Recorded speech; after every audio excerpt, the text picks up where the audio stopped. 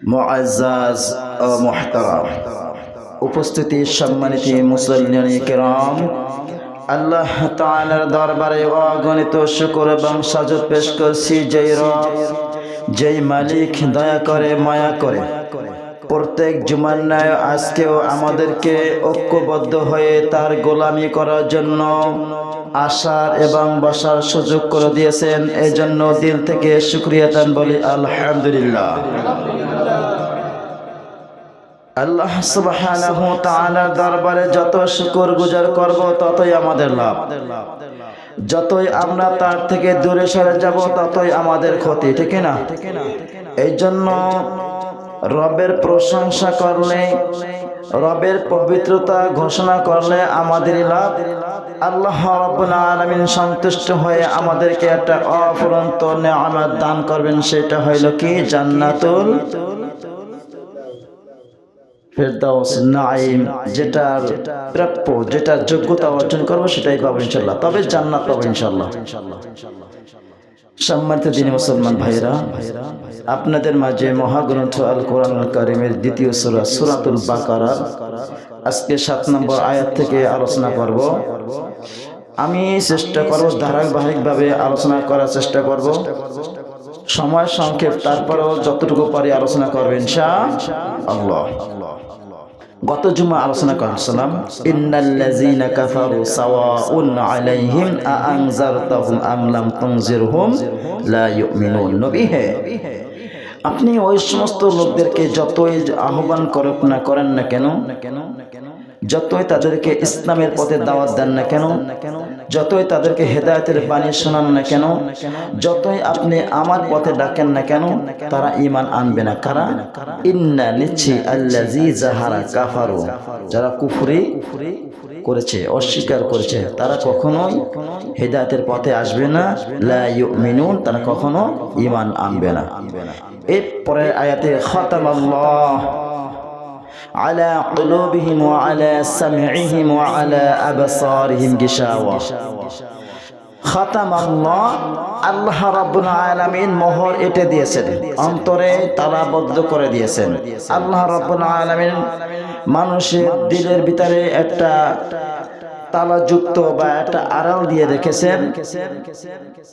কুলুবিহিম ওয়া আলা সামঈহিম,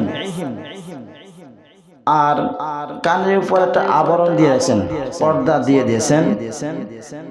সামঈহিম, চোখের উপর একটা কি দিয়েছেন? পর্দা দিয়ে রাখছেন, কানে শুনতে না পায় সেরকমের এক কথা মোহর এঁটে দিয়েছেন।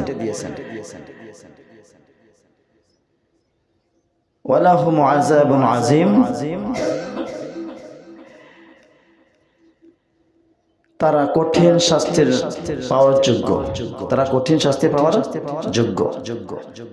এই সমস্ত লোক কখনো হেদায়েতের পথে আসবে না।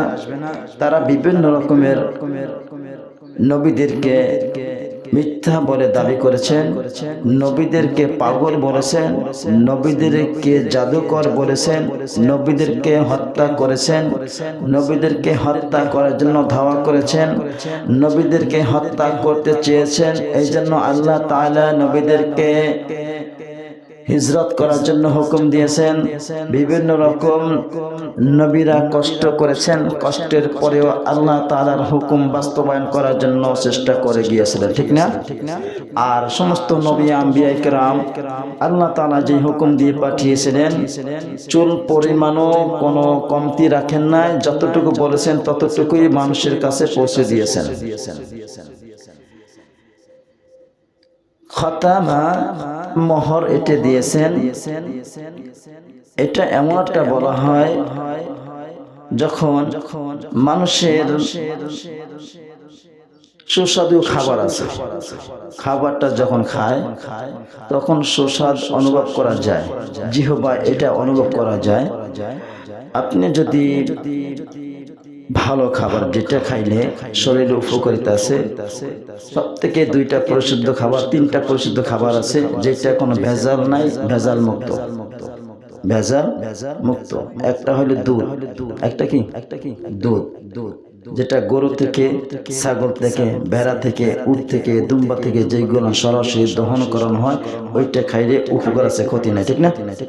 দ্বিতীয়ত হয়েছে মধু, যেটা মৌমাছি আল্লাহ রাব্বুল আলামিনের নির্দেশে মৌমাছি মধু আহরণ করে তা জমা করা হয়, তার বান্দারা ওইগুলো সেবন করে, উপকার আছে, ক্ষতি নাই, ঠিক না? 3 নম্বর হইল নবীজি বলেছেন কালো জিরা মৃত ব্যক্তি তো সমস্ত রোগের ঔষধ। এই 3টা খাবার ভেজাল মুক্ত।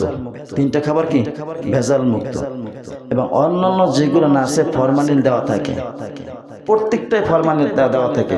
খেজুর বাইরে থেকে আনে, ফরমালিন দেওয়া থাকে না, নষ্ট হয়ে যাবে।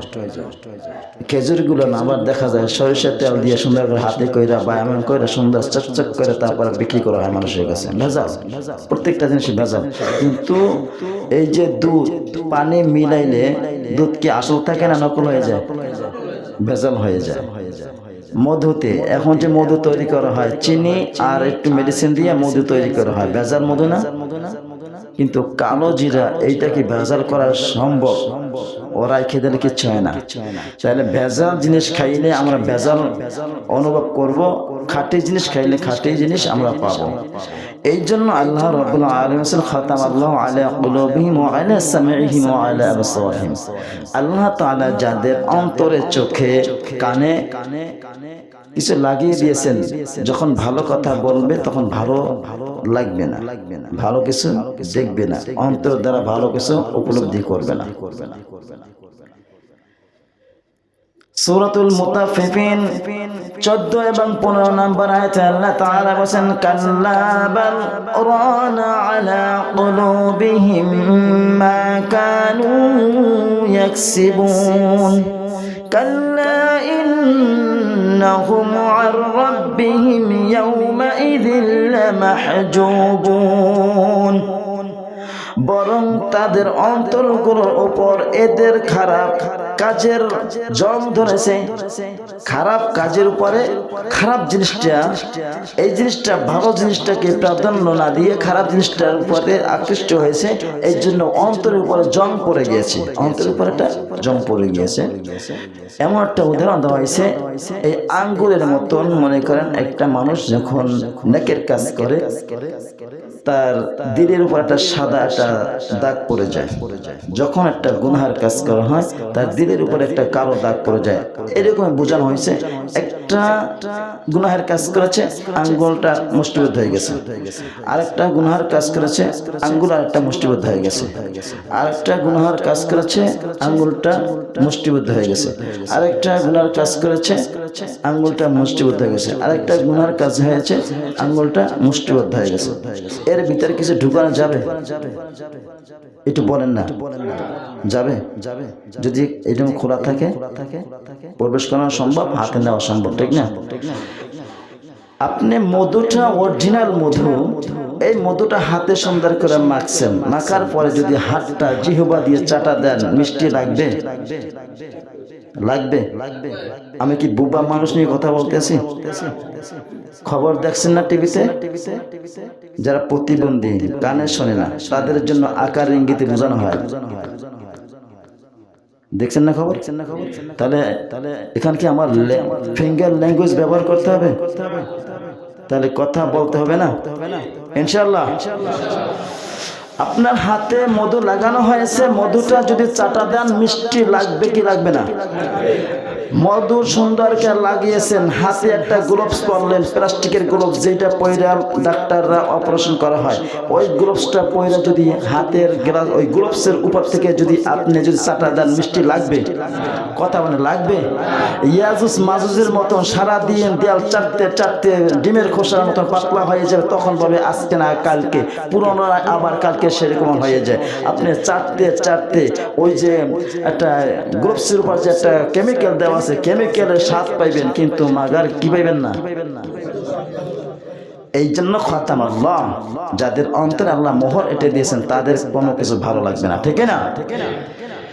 কাল্লা বাল রানা আলা কুলুবিহিম মা কানু ইয়াকসিবুন, তারা কখনোই ঈমান আনবে না, তারা কখনোই ভালো কাজ করতে পারবে না, তাদের অন্তরে জং পড়ে গিয়েছে। এইজন্য আল্লাহ তাআলা বলেন কাল্লা ইন্নাহুম আন রাব্বিহিম ইয়াওমা ইযিল লামাহজুবুন। কখনো নয়, নিশ্চিতভাবে সেদিন তাদের রবের দর্শন থেকে বঞ্চিত রাখা হবে।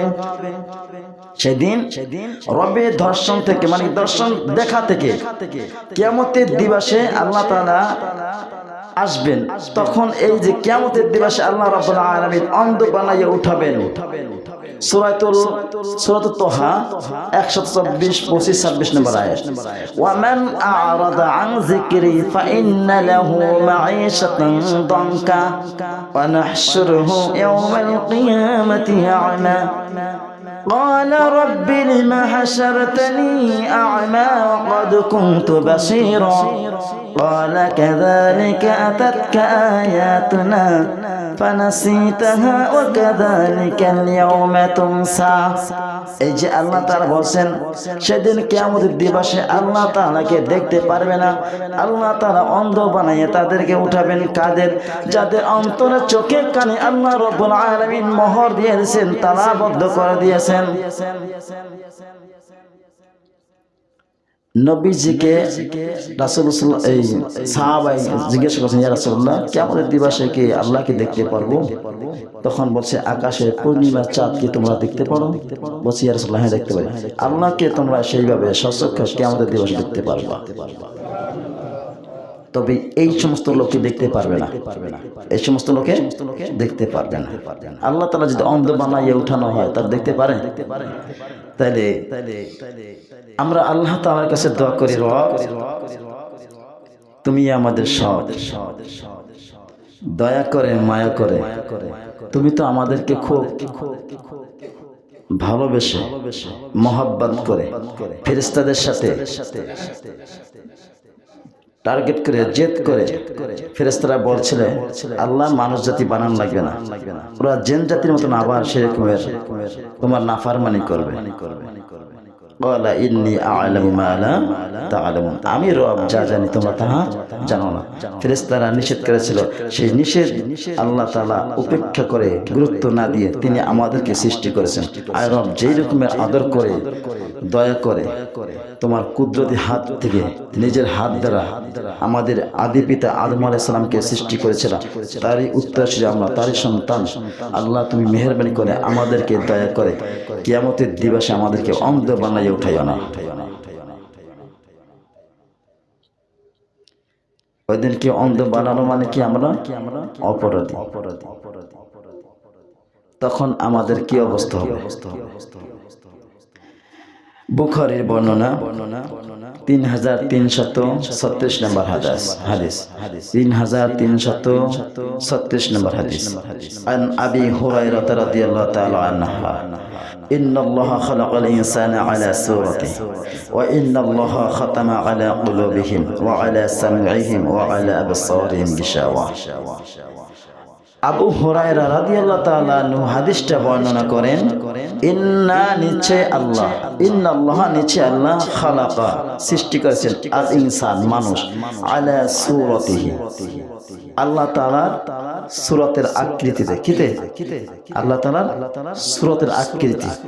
এখন এই সূরাত এইরকমের আমাদের ভিতর প্রকাশ পাবে না। প্রকাশ কিরকম পাবে না?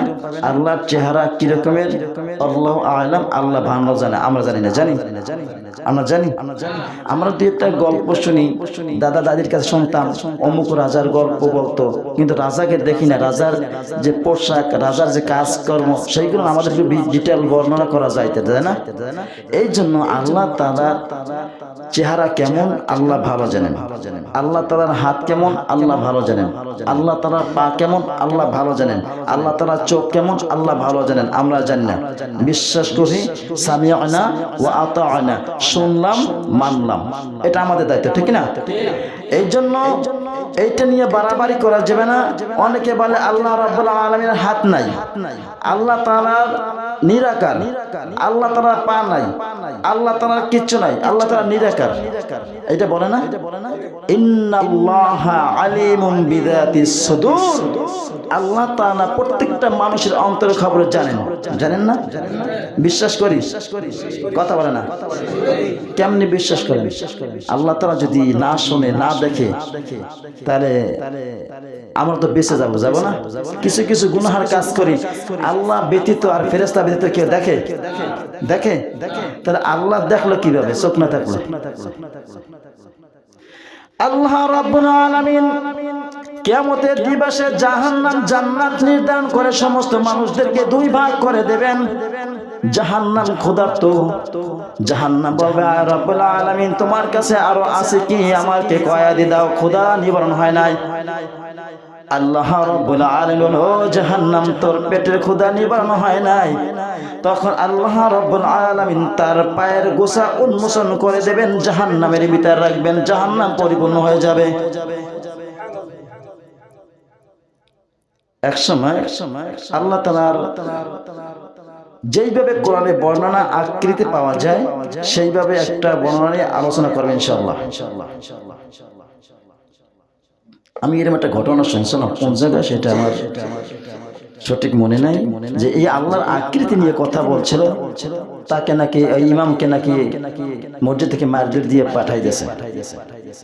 আমার কথা হচ্ছে যদি কথা বলা হয় আর যদি কোরআন থেকে যদি বোঝেন যে এটা হুজুরে ভুল বলতেছে, সামনে আসেন, বলে দেন, শুনলাম, মানতে বাধ্য, ঠিক না? সামি'না ওয়া আতা'না গুফরানাকা রাব্বানা ওয়া ইলাইকাল মাসির। কোরআনে আল্লাহ তাআলা বলেন আমরা সাক্ষী দিলাম, সামি'না শুনলাম, ওয়া আতা'না এবং মেনে নিলাম। নবীদের ভিতরে কোনো পার্থক্য করি না। আখিরি নবী হযরত মুহাম্মদ সাল্লাল্লাহু আলাইহি ওয়াসাল্লাম তিনিও আমাদের পয়গম্বর, ঈসা আলাইহিস সালাম তিনিও আমাদের পয়গম্বর, ইব্রাহিম আলাইহিস সালাম তিনিও আমাদের পয়গম্বর, নূহ, ইউনূস সবাই আমাদের পয়গম্বর নবী, ঠিক না? মানি না? কিন্তু ঈমান কার উপর আনছি? মুহাম্মদ সাল্লাল্লাহু আলাইহি ওয়াসাল্লাম। সমস্ত নবীকে মানি, ঈমান কার উপর আনতে হবে? মুহাম্মদ সাল্লাল্লাহু আলাইহি ওয়াসাল্লাম। তাই এই জন্য কিছু কিছু জিনিস আছে না বুঝে ক্ষমতা দেখাইয়া জোর দেখাইয়া কোনো কিছু করা যাবে না। যাবে ইসলাম যদি বুঝতে চায়, ইসলাম অনুযায়ী চলতে চায়, তাহলে কোরআন মানতে হবে, ঠিক কিনা? এখন কিছু কিছু সন্তান আছে, কিছু কিছু সন্তান বাবার কিছু আকৃতি পায় না? আবার কিছু কিছু সন্তান আছে দাদার আকৃতি পায়, চাচার আকৃতি পায়, আত্মীয় স্বজনের আকৃতি পায়, মানে চেহারা একটু মিল থাকে, কিছুটা মিল থাকে, হুবহু মিল থাকে না? থাকে। বাবার সাথে ছেলের সাথে কোন হুবহু মিল থাকে না? থাকে। অনেকের সন্তান আছে বাবার সাথে একটু মেলেই না, চেহারাই মেলে না, বাবা হয়েছে কালো, সন্তান হয় ফুটফুটে চাঁদের মতো সুন্দর, ঠিক না? আবার অনেকের বাবা আছে চাঁদের মতো সুন্দর, ছেলে হয় কুচ্ছিত কালো, হয় না এরকমের? তাইলে সবসময় যে মিলতে হবে এটা না। এই জন্য আল্লাহ রাব্বুল আলামিন প্রথমে বলেছেন ইকরা বিসমি রাব্বিকাল্লাযী খালাক, ইকরা পড়ো, জ্ঞান অর্জন করো। তুমি যদি না জানো জীবন তুমি পরিচালনা করতে পারবে না।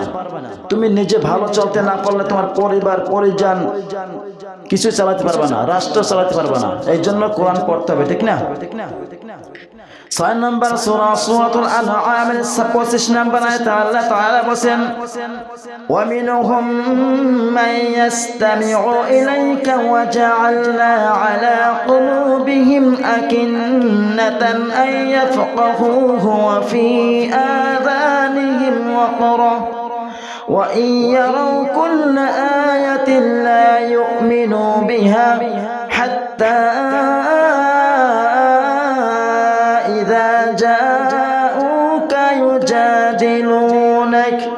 يقول الذين كفروا إن هذا إلا أساطير الأولين।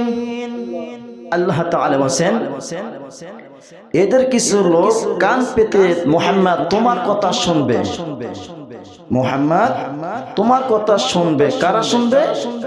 আহলে কিতাব ইহুদি খ্রিস্টানরা তোমার কথা কান পেতে শুনবে, তুমি কি বলতেছো।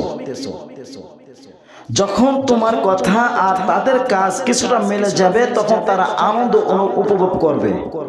যখন দেখবে তাদের কথার সাথে আর তাদের কাজ আর তোমার কথার সাথে মিলে না, তখন তোমার বিপদে চলে যাবে।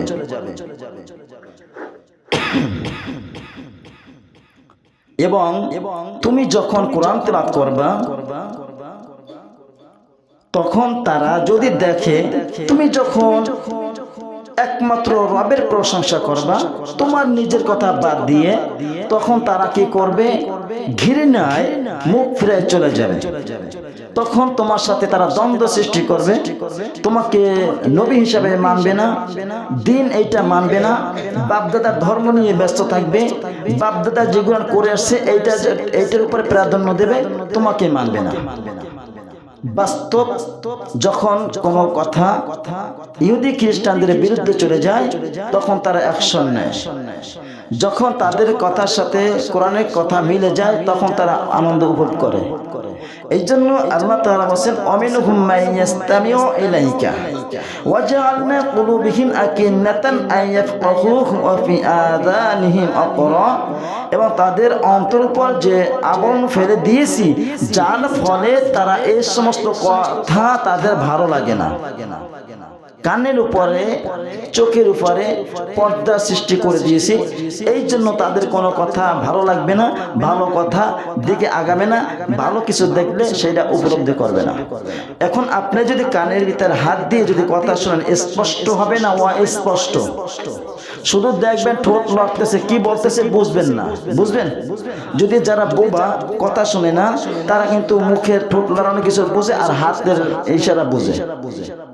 তাইলে কানের উপর যদি এরকম একটা পর্দা এঁটে দেওয়া মানে কি, যে কানের উপর কিছু লাগাই দিচ্ছে না, আপনার কান থেকে কিছু শুনবেন, সেটা ভালো লাগবে না, সেটা ভালো লাগবে না।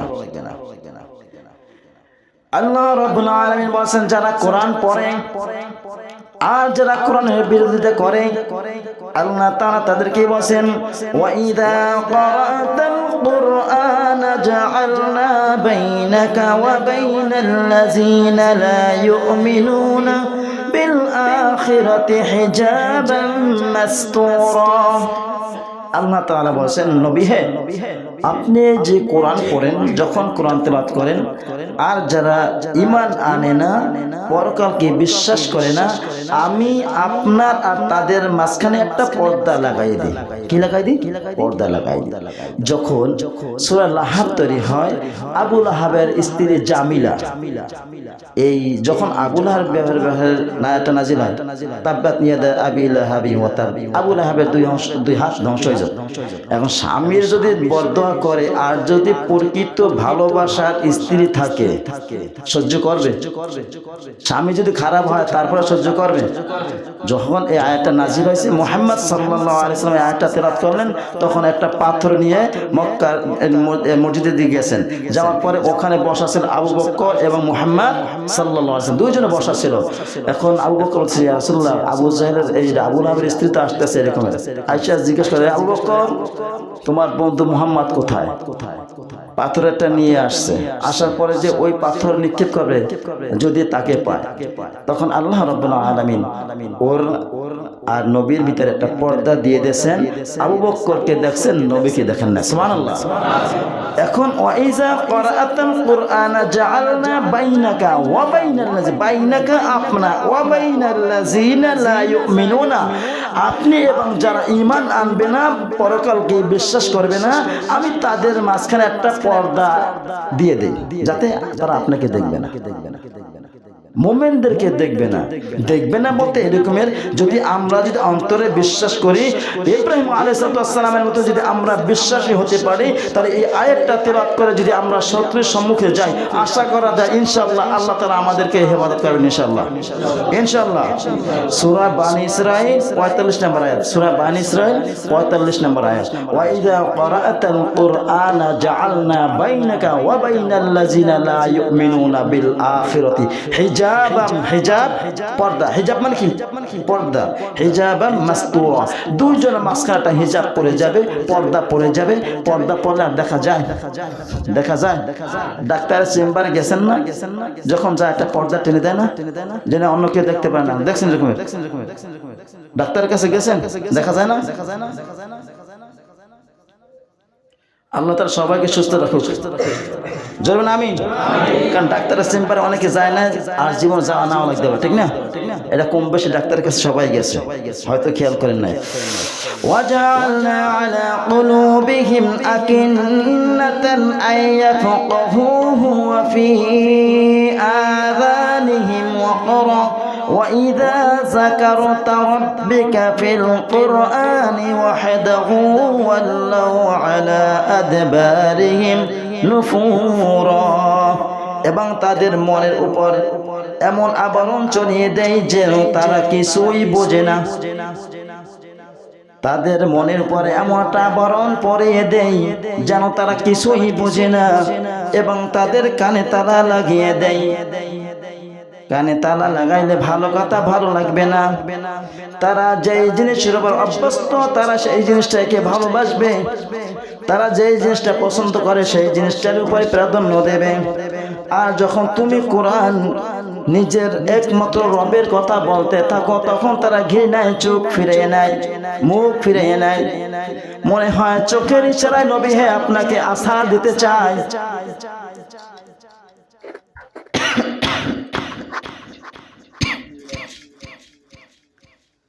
বাস্তবে চলতেছে না? যখন কোরআন থেকে আলোচনা করা হয়, পাওয়ারফুল কোন লোক যদি বসা থাকে, তখন কথাটা যদি তার মাইন্ডে বাজে, ক্ষমতা তখন সাথে সাথেই দেখাই দেয়, ঠিক না? মাহফিলে বক্তাদের অবস্থা কেমন দেখতে পাচ্ছেন না? ওইখানে যে বক্তা একজন যায়, মনে করেন বরিশাল থেকে আসলে চট্টগ্রাম গেল, বরিশাল বৈশা চট্টগ্রামের খবর কি জানে? ও তো কোরআন থেকে কথা বলে। যখন কোরআন থেকে কথা বলা হয়, চাঁদাবাজ, সন্ত্রাসী, ডাকাত, গাঞ্জখর, ইয়াবা, বাবা, আফিম, মদ, যা ইচ্ছা তাই খায়। যদি মদের ব্যাপারে কথা বলা হয়, মদ খোরের গায়ে লাগবে? কথা বলে না। চোরের কথা যদি বলা হয়, চোরের গায়ে লাগবে? যদি ঘুষখোরের কথা বলা হয়, ঘুষখোরের গায়ে লাগবে? মদখোর, ঘুষখোর, সুদখোর, হারামখোর, বদমাশ, এইগুলোর কথা বললে এই কোয়ালিটির লোকের গায়ে লাগবে, ঠিক না? কোনো মাহফিলে বৈশা, কোনো মজলিসে বৈশা যদি এই কোরআনে বাধা দেওয়া হয়, তাহলে বুঝবেন ওরা এই দলের লোক, ঠিক না? কোনো মুমিন বান্দারা কোরআনের বাধা দেয় না, দিবে না, দেওয়ার আশা না, ঠিক না? وقال الذين كفروا لا تسمعوا لهذا القرآن وقال الذين كفروا, যারা কাফের তারা বলে কি কোরআন শুনবে না? কোরআন যেখানে আলোচনা করা হয়, কোরআন যেখানে তেলাওয়াত করা হয়, সেখানে তোমরা হট্টগোল বাজাবা, দ্বন্দ্ব বাজাবা, যাতে সেখানে কোরআন তেলাওয়াত, কোরআন থেকে কথা না হয়। কাফেরদের কাজ। কাদের কাজ? কাফেরদের কাজ। আর মুমিনদের কাজ কি? ওয়ামান আহসানু কাওলাম মিম্মান দাআ ইলাল্লাহি ওয়া আমিলা সালিহান ওয়া ক্বালা ইন্নানি মিনাল মুসলিমিন। আল্লাহ তাআলা নিজে বলেছেন, তার কথা থেকে আর কার কথা উত্তম হতে পারে যে ব্যক্তি মানুষদেরকে ইসলামের পথে আহ্বান করে এবং বলে আমি মুসলমানদের একজন। ঠিক না? আল্লাহ তাআলা বিপরীত বলছেন, ওয়ামান আযলামু মিম্মান মানাআ মাসাজিদাল্লাহি আইয়াযকারু ফিহা ইসমুহু। ওই ব্যক্তির থেকে আর কার কথা খারাপ হতে পারে, জুলুম কে হতে পারে, যেই ব্যক্তি মসজিদের দ্বীনের আলোচনা করতে বাধা দেয়। শুধু মসজিদ বলতে শুধু এইখানটা নয়, পৃথিবীর সমস্ত জায়গায়, যে কোনো জায়গায় উম্মতি মুহাম্মাদি যে কোনো জায়গায় নামাজ পড়তে পারে, ঠিক না? কথা বলে না? যে কোনো জায়গার মতো আবার সব জায়গায় ধরেন না, যেটা পবিত্র জায়গা সেইখানে কথা বলেছে। আপনি হাঁটতেছেন, মরুভূমিতে হাঁটতেছেন, ওয়াক্ত শুরু হয়ে গেছে, কাপড়টা থাকলে বিছাইয়ে নামাজ পড়তে পারবেন, এইটাই মসজিদ। এইটা কি মসজিদ? মানে ইবাদতখানা। মসজিদ মানে কি? ইবাদতখানা। ইবাদতখানায় যদি কোনো কথা বলতে যাওয়া হয়, সেইখানে যদি বাধা দেওয়া হয়, পৃথিবীর ভিতরে সব থেকে ওইটা হইল জালেম, ঠিক না? আল্লাহ তাআলা সূরাতুন নিসার 155 নম্বর আয়াতে আল্লাহ তাআলা বলেন, বাল তাবাআল্লাহু আলাইহা বিকুফরিহিম ফালা ইউমিনুনা ইল্লা কালিলা। বাল মূলত অতঃপর তাদের বাতিলের পরিস্থিতির জন্য আল্লাহ তাআলা তাদের দিলের উপর মোহর মেরে দিয়েছেন এবং এর জন্য তারা খুব কমই ঈমান এনে থাকে। তারা খুব কমই ঈমান এনে থাকে। এখন এই ব্যক্তি কারা? মোহর এঁটে দিয়েছেন, ঈমান কারা কম আনতেছে? আল্লাহ তাআলা বলতেছেন, فقد سألوا موسى أكبر من ذلك فقالوا أرنا الله جهرة فأخذتهم الصاعقة بظلمهم ثم اتخذوا العجل من بعد ما جاءتهم البينات فعفونا عن ذلك وآتينا موسى سلطانا مبينا। ফাকাদ সাআলু মূসা, নবী হে আল্লাহ তাআলা নবীকে বলছে, আপনার কাছে আহলে কিতাবরা আসতে পারে যে আসমান থেকে ওহী করা কিতাব, একবারে পরিপূর্ণ কিতাব নিয়ে আসো। নবী হে আপনি এই দিয়ে মন খারাপ করবেন না। কারণ কি? ফাকাদ অথচ সাআলু মূসা আকবার, এর থেকে বড় কিছু মূসার কাছে তার উম্মতরা দেখতে চাইছে। কি দেখতে চাইছে? ফাকালু, কাফেররা তারা বলছে, ফাকালু আরিনাল্লাহ, আমরা আল্লাহ তাআলাকে দেখতে চাই, জাহারাতান, স্বচক্ষে দেখতে চাই। আপনাদেরকে আমি দেখতে পারতেছি না, আপনি আমাকে দেখতে পাচ্ছেন? সরাসরি দেখতে পারতেছি। এই রকমের মুসার কাছে বসে, মুসা ফাআখাযাতুহুল সা'iকাতু বিযুনুবিহিম, আমরা আল্লাহকে স্বচক্ষে দেখতে চাই। সম্ভব? কথা বলে না। আল্লাহ তাআলার কাছে মুসা আলাইহিস সালাম বলেন, আল্লাহ আমি তোমাকে দেখতে চাই। উনজুর আরিনি আইরাপ, আমি আপনাকে স্বচক্ষে দেখতে চাই। আল্লাহ তাআলা বলেন, কখনোই নয়, আমাকে দেখা অসম্ভব। আল্লাহ তাআলা তখন বন্ধুর সাথে কথা বললে বাহানা ধরতে পারে না? আরে দোস্ত, তো শার্ট পছন্দ হয়েছে, ওইটা দিবি, বিয়ে খাইতে যাবো, না দিলে চুরি করে আনবো, বলে না বন্ধুর কাছে? জোর করে গায়ে শরীর থেকে খুলে নিয়ে যেতে পারে না, যদি সেদিক বন্ধু হয়। আর বন্ধু যদি বলে যে বন্ধু তোর জামাটা পছন্দ হয়েছে, ওই বন্ধু যদি বন্ধুর অন্তরঙ্গ বন্ধু হয়, জামাটা সাথে সাথে খুলে দেবে না? নবী মুসা আলাইহিস সালামের সাথে আল্লাহ তাআলা তুর পাহাড়ে বসে কথা বলছেন না? আল্লাহর কাছে বিভিন্ন রকমের প্রশ্ন করে, আল্লাহ তাআলা প্রশ্ন করে, জবাব দেয়, দুইজনে কথা বলে বন্ধু।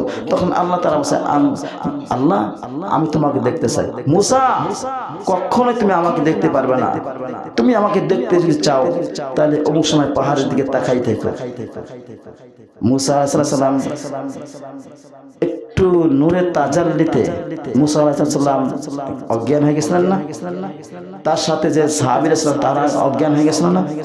আল্লাহ তাআলা তাদেরকে আবার সেই পুনরায় ফিরাই দিয়েছেন। তারপরও তারা কি করতেছিল? ঈমান থেকে দুর্বল হয়ে গেছিল। ثم اتخذوا العجل من بعد ما جاءتهم البينات فعفونا عن ذلك وآتينا موسى سلطانا مبينا।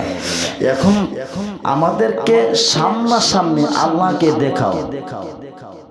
মুসা আলাইহিস সালামের সম্ভব? তিনি নবী, বললে কি হবে? আর আল্লাহ কি দেখা দেবেন? আল্লাহ তাআলা বলেন, আমি কিয়ামত ছাড়া আমি কাউকে দেখা দেব না, কিয়ামত ছাড়া কাউকে দেখা দেব না। তার আল্লাহ তাআলা যদি কোনো বান্দার কোনো নবীর কথা শুনতে যায়, তার আল্লাহর কথার যে বলছে আমি অমুক সময় ছাড়া দেখা করব না, তার আগে যদি দেখা করে তাহলে কথা হেরফের হয়ে যায় না? এই জন্য আল্লাহ তাআলা বলেন, আমার কথার কোনো হেরফের হবে না, যেটা বলেছি এটাই হবে। এখন ওরা এমন একটাই বলছে যে আমরা আল্লাহকে দেখতে চাই। আল্লাহ তাআলা নবীকে বলছে, নবী হ্যাঁ আপনার কাছে ওরা তো শুধু বলছে আসমান থেকে ওহী আসে, কিতাব নিয়ে সরাসরি কিতাব নিয়ে আসে, এইটা আমরা দেখতে চাই। আর ওরা আমাকে দেখতে চাইছে, আপনারটা তো একটু যুক্তিসঙ্গত দেখানো সম্ভব, কিন্তু আমি রব ওদের সামনে যাব না, এইটা দাবি করে বসছে। ورفعنا فوقهم الطور بميثاقهم وقلنا لهم ادخلوا الباب سجدا وقلنا لهم لا تعتدوا في السبت وأخذنا منهم ميثاقا غليظا। এই সমস্ত মানে আকাম কুকাম করার পরেও আল্লাহ তাআলা তাদেরকে ক্ষমা করে দিয়েছিলেন। বলছে তোমরা এই ঘরের ভিতরে প্রবেশ করো আর আল্লাহ তাআলার ইবাদত করো। তারা অস্বীকার করে। এই ঘর বলতে ইবাদতখানা, যে কোনো একটা ঘরের ভিতরে ঢুকতে বলছে, ঢুকো এখানে বসে করো, আমি তোমাদের সবাইকে মাফ করে দেবো। এরপরে এখান থেকে বের হয়ে একটা মূর্তি বানাইলো, বাছুর বানাইলো। বাছুর বানানোর পরে সেইটার ভিতরে আবার একটু মাটি মাটি দিল, একটু গরুর মতন একটু আওয়াজ হইলো। আওয়াজ হওয়ার পর থেকে এই থেকে বাছুর পূজা করলো।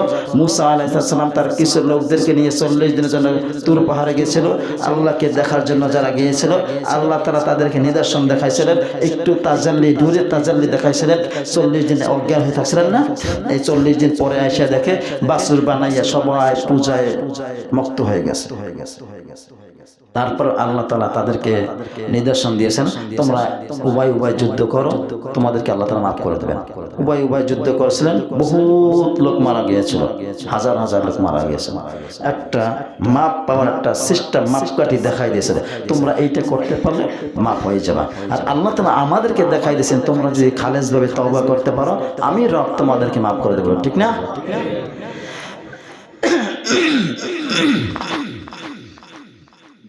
قال رسول صلى الله عليه وسلم قال الله تعالى يا مقلب القلوب ثبت قلبي على دينك। হে অন্তর পরিবর্তনকারী, তুমি আমাদের অন্তরকে দ্বীনের উপর অটল রাখো, দ্বীনের উপরে অটল রাখো, অন্তরকে পরিশুদ্ধ করে দাও। দোয়ার মাধ্যমে সব হয়, কি হয়? দোয়ার মাধ্যমে সব হয়। أم يقولون افترى على الله كذبا فإن يشاء الله يختم على قلبك ويمحو الله الباطل ويحق الحق بكلماته إنه عليم بذات الصدور। এই লোকেরা কি বলে? ওই ব্যক্তি আল্লাহর বিরুদ্ধে অপবাদ তৈরি করছে। আল্লাহ ইচ্ছা করলে তোমার অন্তরকে পরিবর্তন করে দিতে পারতো। মানে যারা কাফের, আল্লাহ তাআলা নাফরমান বান্দা, আল্লাহ তাআলাকে স্বীকার করতে চায় কিন্তু নবীদেরকে স্বীকার করতে চায় না। নবীরা যখন কথা বলে তখন তারাও বলে যে তুমি যদি আল্লাহর বিপরীত কোনো কথা বলো, আর ওরা যেটা জানে মুহাম্মাদের কথা কত মিল নাই, উলটপালট হয়, এই জন্য ওরা বলতেছে তুমি আল্লাহর বিরোধী কথা বলো। তুমি যদি আল্লাহর বিরোধী কথা বলো তাহলে তোমার অন্তর আল্লাহ তাআলা পরিবর্তন করে দেবে। ইন্নাল্লাহা লা ইউগায়্যিরু বিকওমিন হাত্তা ইউগায়্যিরু বিআনফুসিহিম।